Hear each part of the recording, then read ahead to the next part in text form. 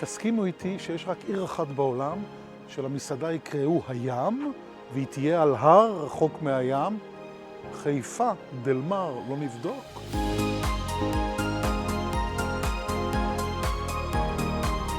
שלום. זו פעם ראשונה שאני בא ומסתכל על נוף במסעדה, ואני מרגיש קצת פחד גבהים. אנחנו לא נתמוטט למפרץ, נכון? אבל זה מדהים, מה זה? תודה. עשיתי את הדבר שאני הכי שונא שעושים לי, הסתכלתי לאנשים בצלחת, ראיתי דברים מעניינים. לא, אני בהלם.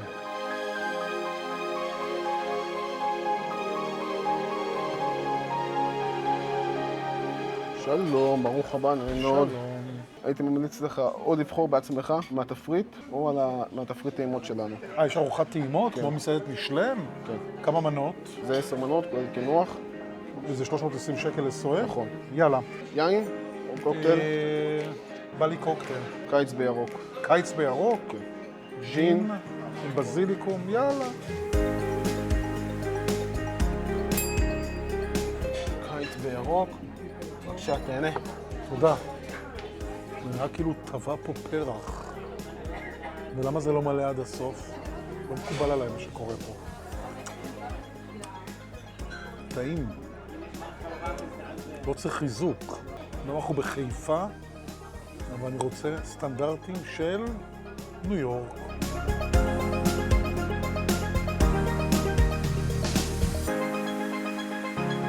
זה הטרטר בקונחייה. חלמידה, צנוברים. תיאבון, תהנה. תודה. וואי, יש פה גם ביצי דגים ירוקות למעלה.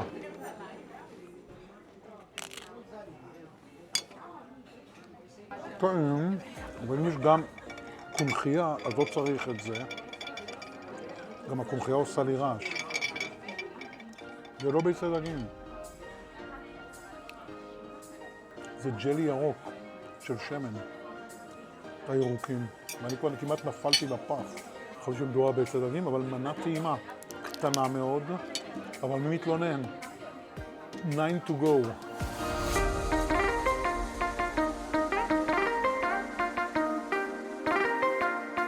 זה טונה צרובה. טונה צרובה. וסשימי אינטיאס. טוב, פה גם סלק מלמטה. טוב, זה קצת מסובך מדי. טוב, זו מנה ממש אסיאתית, לא מתאימה לי לים התיכון. דווקא חשבתי שכל הרעיון יכול להיות נחמד שאני אוכל ים תיכון, אבל אין לי שום דבר רע לומר כי היא מאוד טעימה. איך האוכל? יש לי משפט אחד לומר על זה. תראה בביקורת. אתה יודע. לא, עכשיו אני חייב לשאול. מאחר ואתם יודעים שזה מה שאני אומר, אז למה באים ושואלים? אני חייב לשאול. אוקיי. אז אני חייב לענות. תיאבון. תודה. בואו נבדוק מה קורה פה.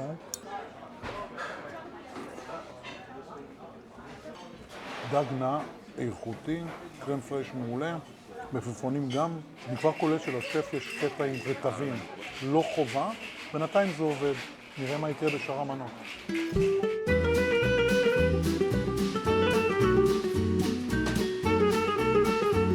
בבקשה, הריזוטו, גבינת המאירי, צנוברים. גבינת המאירי זה אחת הגבינות הישראליות הטובות. היא נמצאת בצפת, גבינה בולגרית צפתית. מחירים מופקעים יש לומר שאתה קונה אותה, אבל יש לה באמת טעם נהדר. לשים אותה בריזוטו זה הברקה. אתם יודעים, בדרך כלל אנחנו עושים פרמיז'ן, אבל בואו נטעם קודם, כי יש פה גם חצי לפי דעתי מעושן, ואני רואה גם את העלי זעתר מלמעלה.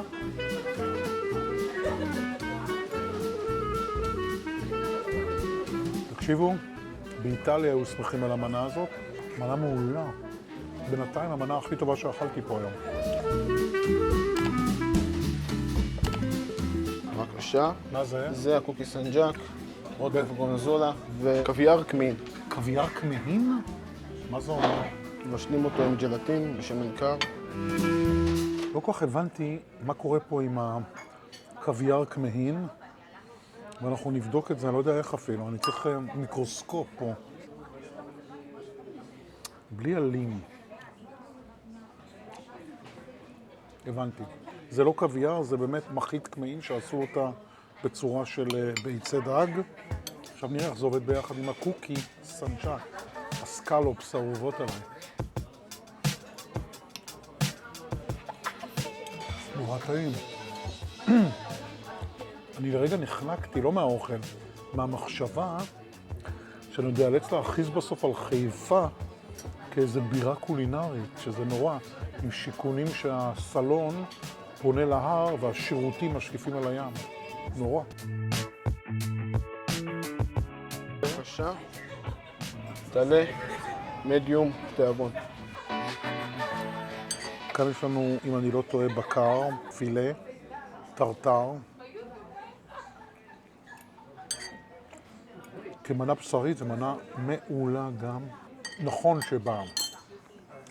בים, בדלמר, אנחנו לא נמצא בשר.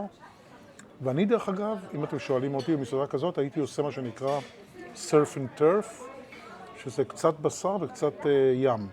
כאילו על הדבר הזה, אם היה פה איזה שרימפס קריסטל ענקי, הוא היה מקבל אצלי כוכב משלן. קצת תעוזה, מה קרה? אוהבים את הערוץ שלי? בואו תראו לי אהבה, תעשו סאב, מנוי, תלחצו על הפעמון לקבל עדכונים. יש גם דרך מתוחכמת להראות לי תודה. אז ככה, זה כרובית, קרם פרש, בדבש, זה לא שרימפס קריסטל, על קרם שורשים. זה, היית שם לי על הסטייק, משלן. אתה נהנה בינתיים? תראה בביקורת, לא להיסחף. טוב, שרימפ קריסטל זה אולי הדבר הכי טוב שיש בים התיכון. עשוי מדויק, גם כן מנה מאוזנת, מנה טובה.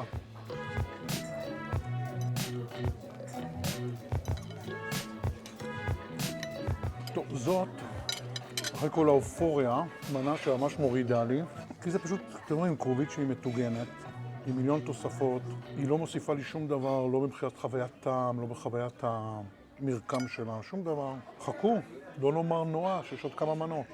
ניב. שלום. שלום. הכנו לך שיר. הכנתם לי שיר? ניב שלנו מבקר נאמן, כולם מכירים אותו בתור השמן הנהנתן.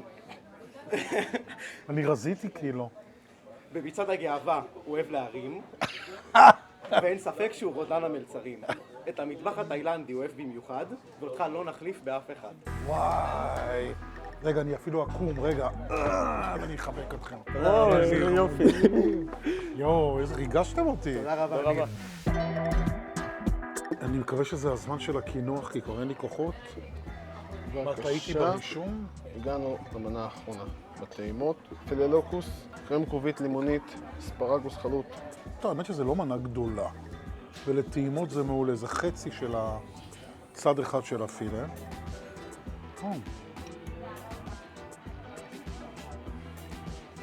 גם האספרגוס חלוט היטב, קשיח. אין תחליף לדג לוקוס טוב, הוא הכי בשרי ורך וטעים.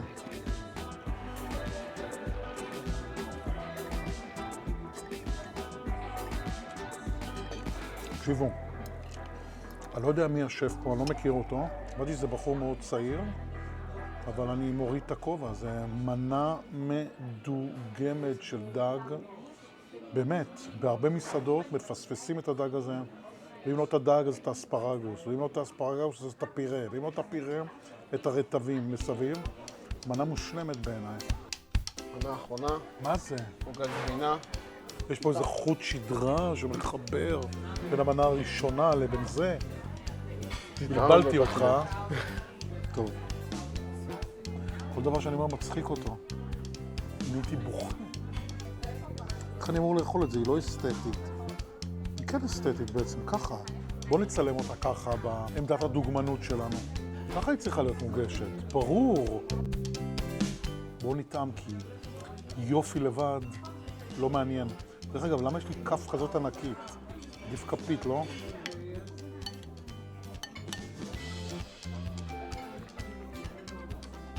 עוגת גבינה מאוד עשירה. יש פה קרם מתקתק נורא למטה של קרמל שממש לא מתאים לעוגת גבינה. ואני אגיד לכם, סיומת מאכזבת לארוחת טעימות שכזאת. תודה. חשבון חיפאי, בואו נבדוק עכשיו. מה זה? כלום. זה אפילו מעליב אותי, זה כמה זה זול.